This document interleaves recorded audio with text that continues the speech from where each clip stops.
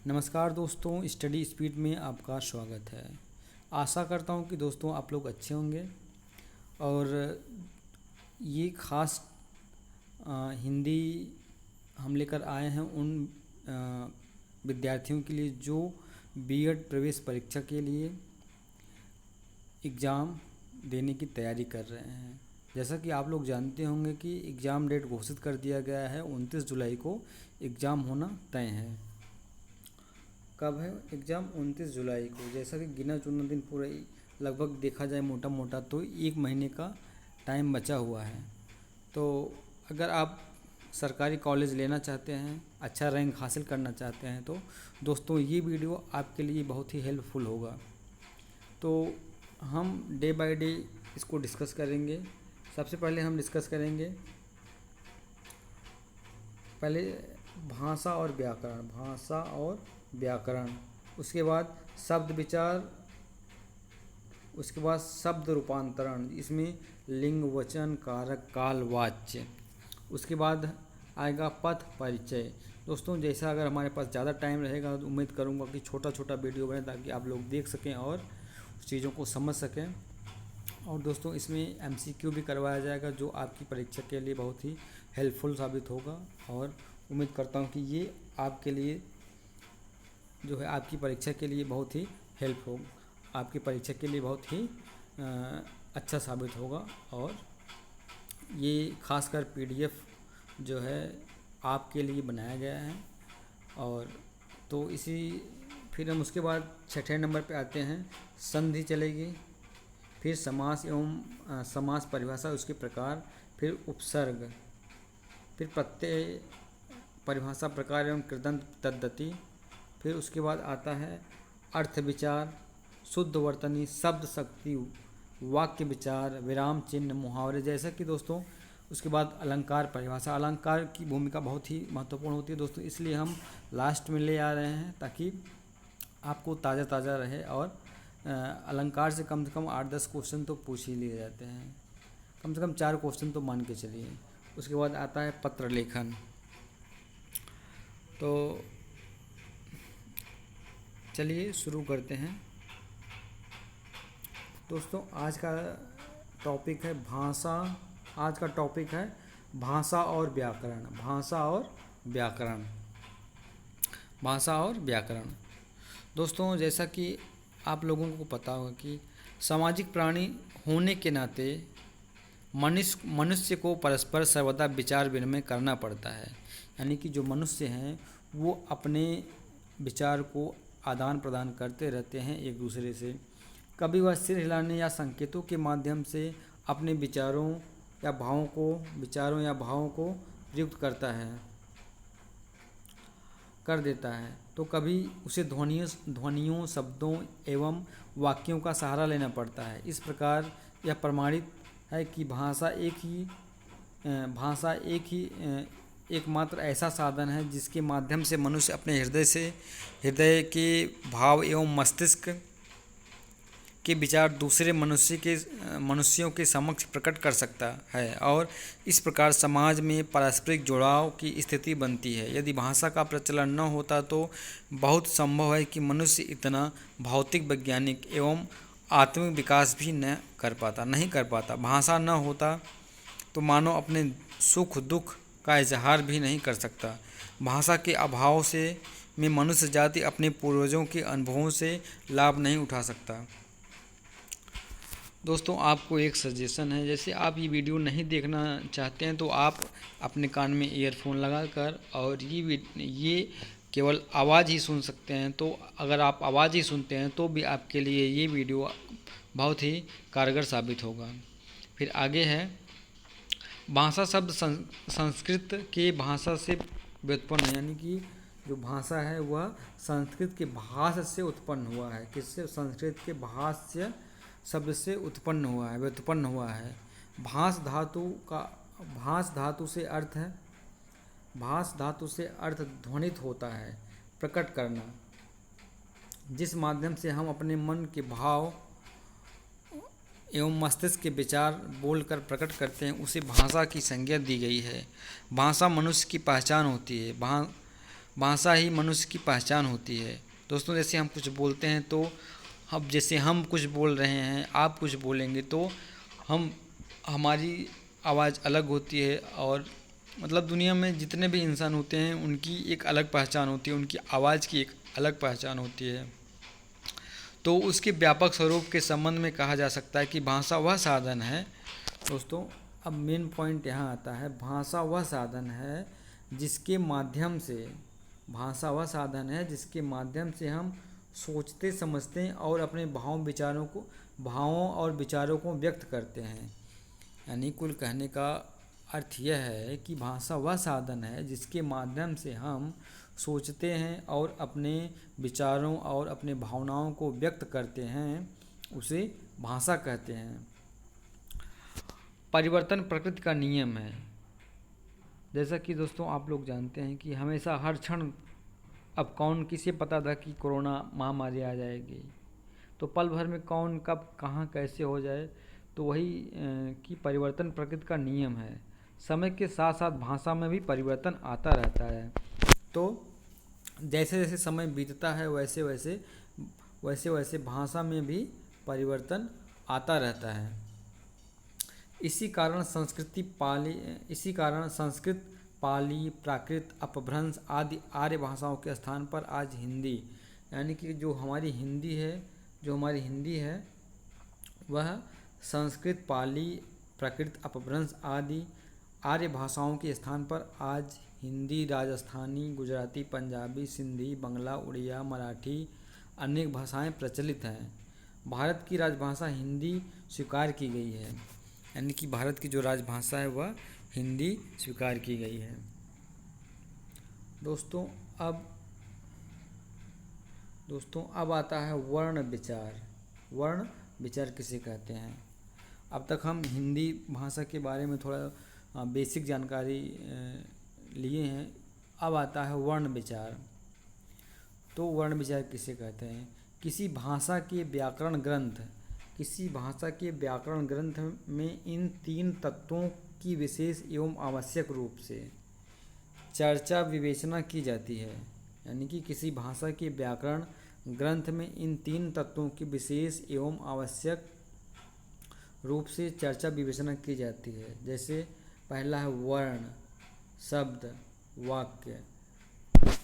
कहने का तात्पर्य है कि कोई व्याकरण है, भाषा है, तो उसमें सबसे पहले वर्ण आता है, फिर शब्द आता है, यानी कि सबसे छोटी इकाई वर्ण होती है।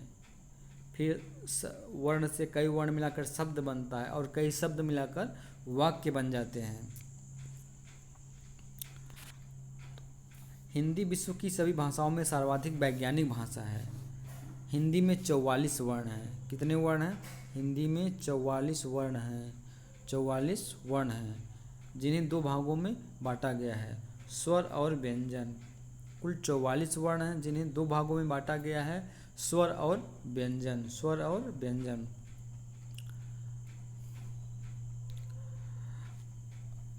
दोस्तों हम जानते हैं कि आप लोग स्वर और व्यंजन पढ़ भी लिए होंगे, फिर भी एक बेसिक जानकारी के लिए हम एक बार एक तरीके से फिर से आपका रिवीजन हो जाएगा। और तो स्वर किसे कहते हैं?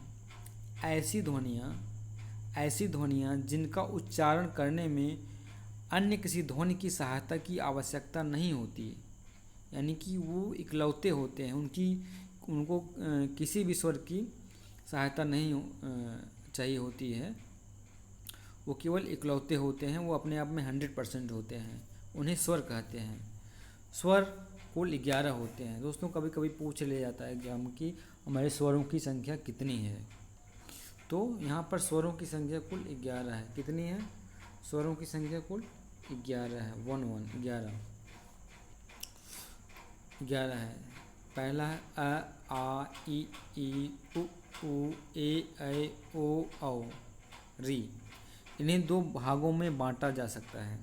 इन्हें भी हम दो भागों में बांट सकते हैं। पहला है दीर्घ एवं ह्रस्व एवं दीर्घ।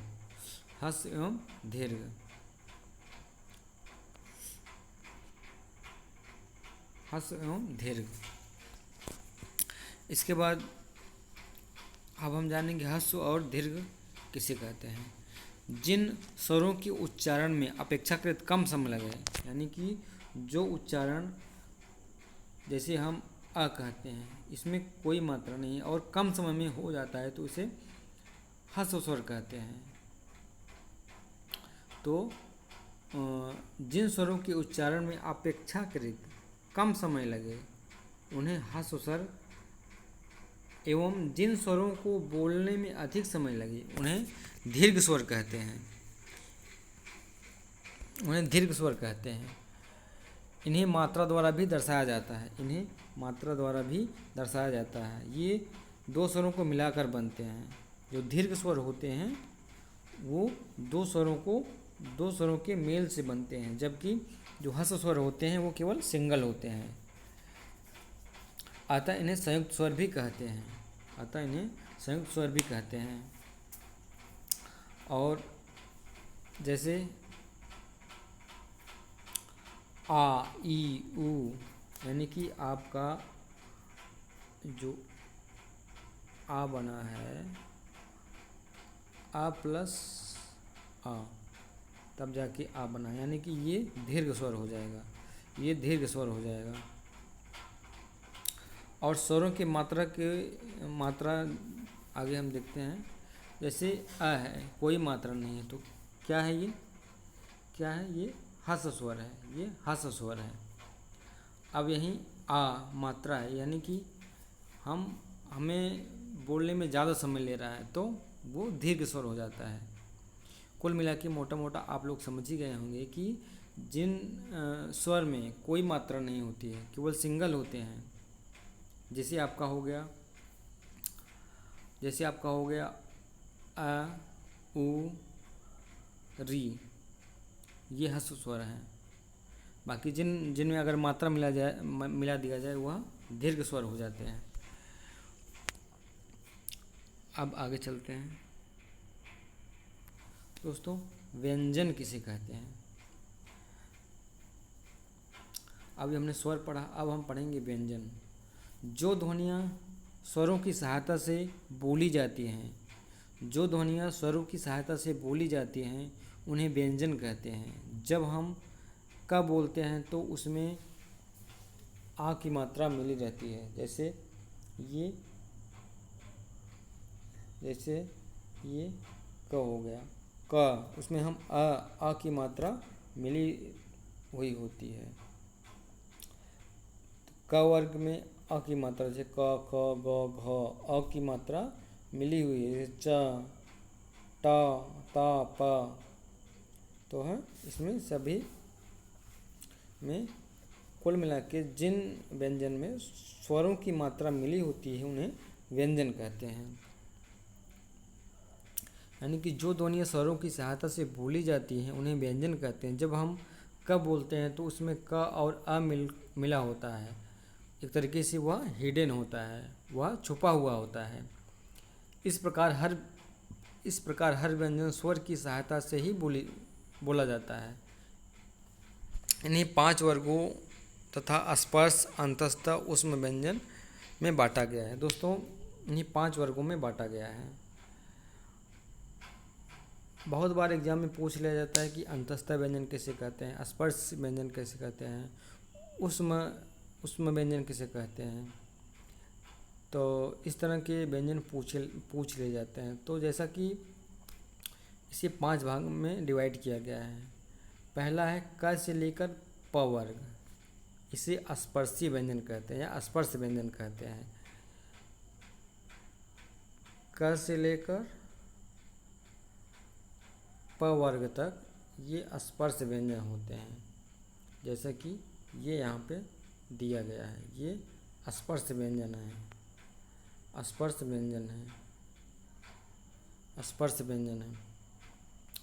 और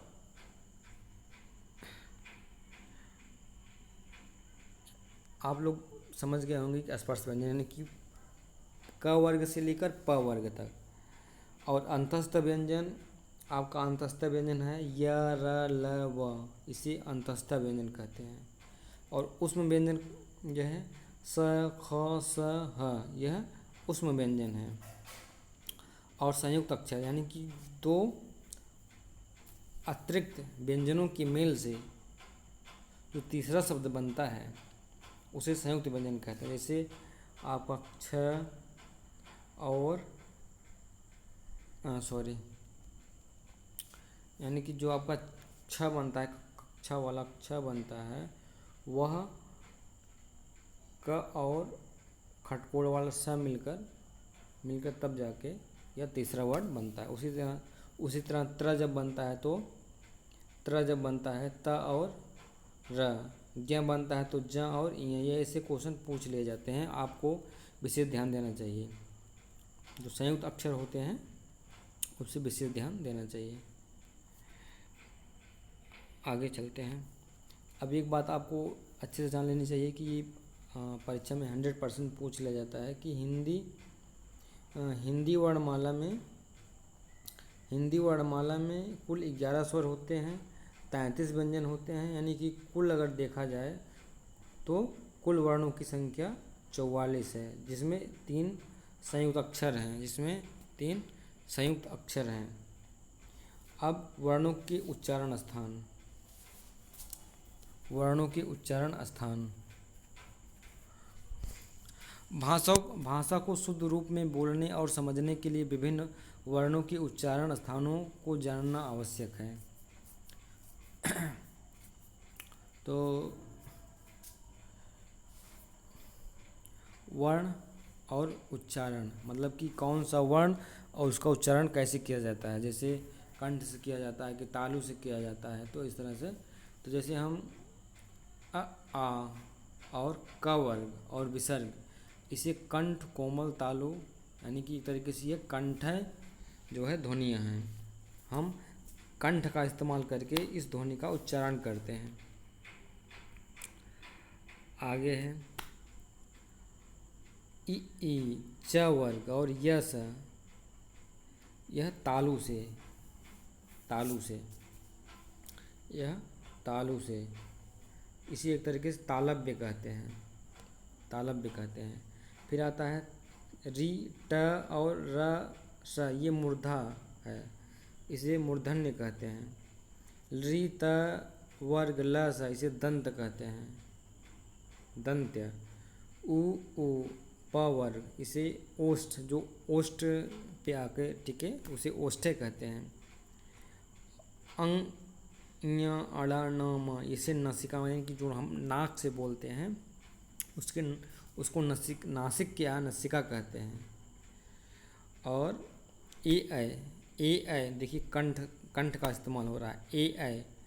कंठ और तालु मिलकर इसे कंठ तालव्य कहते हैं।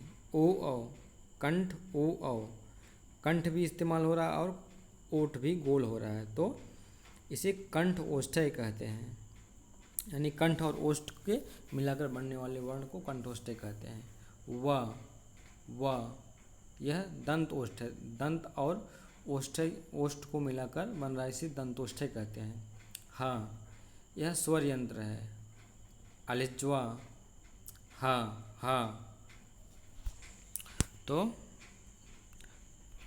इस तरह से ये इम्पोर्टेंट है आपके परीक्षा के लिए, और इसे आप ध्यान से देखिएगा और पढ़िएगा। आगे है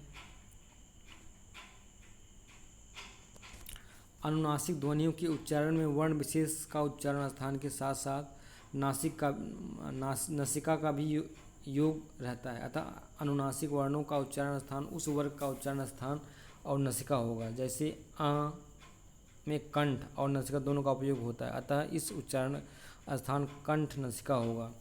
उच्चारण की दृष्टि व्यंजनों को 8 भागों में बांटा गया है। सबसे पहले स्पर्शी।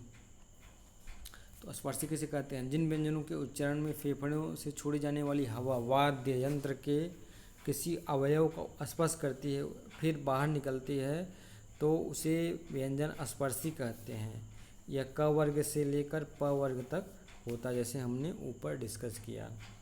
क वर्ग से लेकर जैसे क, ख, ग, घ, ट, ठ, ड, ढ, त, थ, द, ध, न, दोस्तों जैसे कि आप अभी हमने जैसे किसी भी वर्ण का चाहे क से लेकर प तक अंतिम अक्षर वह नसिका होता है। जैसे अंगा हो गया, इया हो गया, म हो गया, न हो गया, ये सब है नसिका। तो उन वर्णों को हम छोड़ देंगे, बाकी जो वर्ण क से लेकर प वर्ग तक बचेगा उसे ही हम स्पर्शीय व्यंजन कहेंगे। अब दूसरा है संघर्षी। जिन व्यंजनों के उच्चारण में दो उच्चारण अवयव इतनी निकटता पर आ जाते हैं कि बीच का मार्ग छोटा हो जाता है, तब वायु उनसे घर्षण करती है, घर्षण करती हुई निकलती है। ऐसे संघर्षी व्यंजन जैसे श, ख, श, ह, ख, ज, फ, यह संघर्षी हैं। एक होता है अस्पर्श संघर्षी। जिन व्यंजनों के उच्चारण में स्पर्श का समय अपेक्षाकृत अधिक होता है और उच्चारण के बाद वाला भाग संघर्षी हो जाता है, उसे स्पर्श संघर्षी कहलाते हैं। जैसे च, छ, ज, झ। आगे है नासिक्य। जिनके उच्चारण में हवा का प्रमुख अंश नाक से निकलता है, उसे जैसे हमने अभी डिस्कस किया नासिका या नासिक्य, अंगा, इया, आड़ा, न, म, यह नासिक्य है। अगला है पार्श्विक। जिनके उच्चारण में जिह्वा का अगला भाग मसूड़े को छूता हुआ और वाय पार्श्व आसपास से निकल जाती है, उसे पार्श्विक कहते हैं। इसे ल।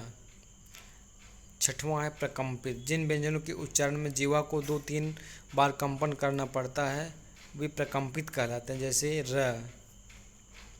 अगला है उच्छिप्त। जिनके उच्चारण में जिह्वा को नोक उच्छिप्त जिनके उच्चारण जिह्वा की नोक झटके से नीचे गिरती है, तो वह उच्छिप्त फेंका हुआ ध्वनि कहलाता है। जैसे ड, ढ उच्छिप्त ध्वनियाँ हैं। अगला है संघर्षहीन।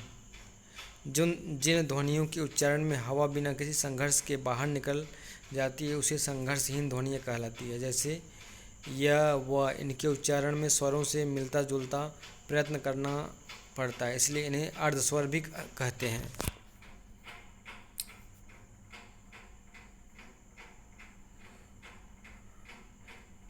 दोस्तों आज बस यहाँ तक, फिर आगे हम अगला कल लेकर आएंगे। घोष, अघोष, अल्पप्राण, महाप्राण, अनुनासिक, यह आपकी परीक्षा में बहुत ही बार पूछा जाता है। तो अगला अब हम नेक्स्ट डे लेकर आएंगे। वीडियो बहुत लंबा खिंच जाएगा, इस वजह से आज के लिए बस इतना ही। उम्मीद करता हूँ कि ये वीडियो आपको अच्छा लगा होगा। तो अच्छा लगा तो चैनल को लाइक और सब्सक्राइब करना ना भूलें। थैंक यू, धन्यवाद।